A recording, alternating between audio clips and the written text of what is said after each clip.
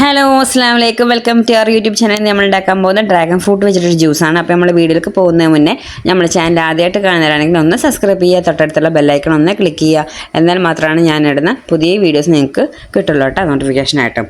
അപ്പോൾ നമുക്ക് എങ്ങനെ ഉണ്ടാക്കാൻ നോക്കാം. അതിനിടെ ഒരു ഡ്രാഗൺ ഫ്രൂട്ട് ഞാൻ എടുത്തിട്ടുണ്ട്. അത് നമുക്ക് അതിൻ്റെ തൊലിയൊക്കെ കളഞ്ഞിട്ട് നമുക്ക് ചെറിയ പീസാക്കി എടുക്കുക. അപ്പോൾ ഞാനിത് വെച്ചു.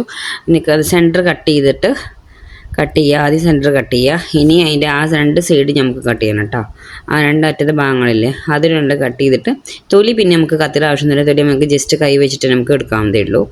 ഇതങ്ങനെ കട്ട് ചെയ്ത് രണ്ട് സൈഡും അതേപോലെ കട്ട് ചെയ്തെടുത്തിട്ട് ഇനി നമുക്കത് തൊലി ഇങ്ങനെ എടുക്കാവുന്നതേ ഉള്ളൂ കേട്ടോ. ഇതിൽ ഈ ഡ്രാഗൺ ഫ്രൂട്ട് പറഞ്ഞാൽ ഒരു ചില്ലറ കാനലായിട്ട് നല്ല നമ്മളെ ഹെൽത്തിനൊക്കെ ഒരുപാട് ഗുണം ചെയ്യുന്നൊരു ഫ്രൂട്ടാണ് കേട്ടത്.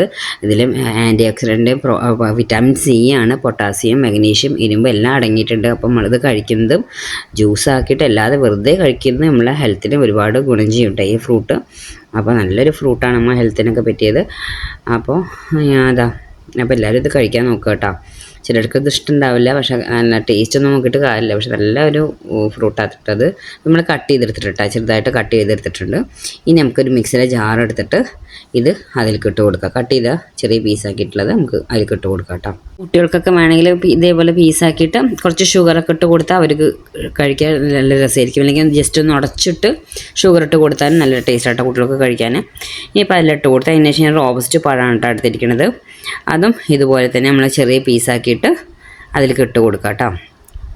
ഇതാ കട്ട് ചെയ്തിട്ടുണ്ട്. ഇനി അതിലേക്ക് ഇട്ട് കൊടുക്കുക.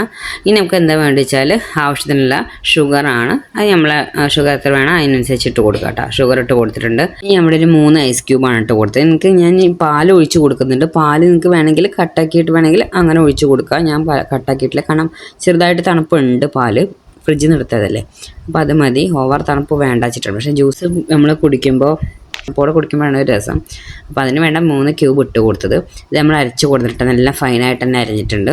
ഇനി കുറച്ചുകൂടി പാലൊഴിച്ചിട്ട് നിങ്ങൾക്ക് അത്ര മതി എന്നുണ്ടെങ്കിൽ പിന്നെ ഇനി പാലൊഴിക്കേണ്ട ആവശ്യമില്ല. ഇനി ജ്യൂസ് വേണമെന്നുള്ളവരാണെങ്കിൽ കുറച്ചുകൂടി പാലൊഴിച്ചിട്ട് ഒന്നുകൂടി അടിച്ചു കൊണ്ടുവരാം. ആദ്യം കുറച്ച് ഒഴിക്കേണ്ടത് ഒന്ന് അരയാൻ വേണ്ടിയിട്ട്, അല്ലെങ്കിൽ പകുതി അറിയാതെ എടുക്കും. അപ്പോൾ നമ്മൾ ജ്യൂസ് റെഡി ആയിട്ടുണ്ട്. ഡ്രാഗൺ ഫ്രൂട്ട് ജ്യൂസ് റെഡി ആയിട്ടുണ്ട്. നല്ല ടേസ്റ്റ് കേട്ടോ അത് കുടിക്കാൻ. ഇപ്പോൾ ഡയറ്റ് ചെയ്യുന്നവരൊക്കെ ആണെങ്കിൽ ഈ ഒരു ജ്യൂസ് മതി കേട്ടോ. ഒരു ബ്രേക്ക്ഫാസ്റ്റ് നേരത്തെ കഴിക്കാൻ ഇത് മാത്രം മതി, വയറ് ഫുള്ളാവും. ഇനി ഷുഗറിൻ്റെ പകരം നിങ്ങൾക്ക് തേൻ വേണമെങ്കിൽ ആഡ് ചെയ്തിട്ട് നിങ്ങൾക്ക് ഇതുപോലെ ഡയറ്റ് ചെയ്യുന്നവർക്ക്, തടി കറക്കാൻ നോക്കുന്നവർക്കൊക്കെ നല്ല വയറ് ഫുള്ളാവും ഈ ഒരു ഗ്ലാസ് കുടിച്ചാൽ തന്നെ. നല്ല ഹെൽത്തി ആയിട്ടുള്ളൊരു ജ്യൂസാണ്. ഷുഗർ ഒഴിവാക്കിയാൽ മതി അങ്ങനെയുള്ളവർക്ക്. അപ്പോൾ എല്ലാവരും ഒന്ന് ട്രൈ ചെയ്ത് നോക്കാം. മിൽക്കും ഇത് മാത്രം മതി.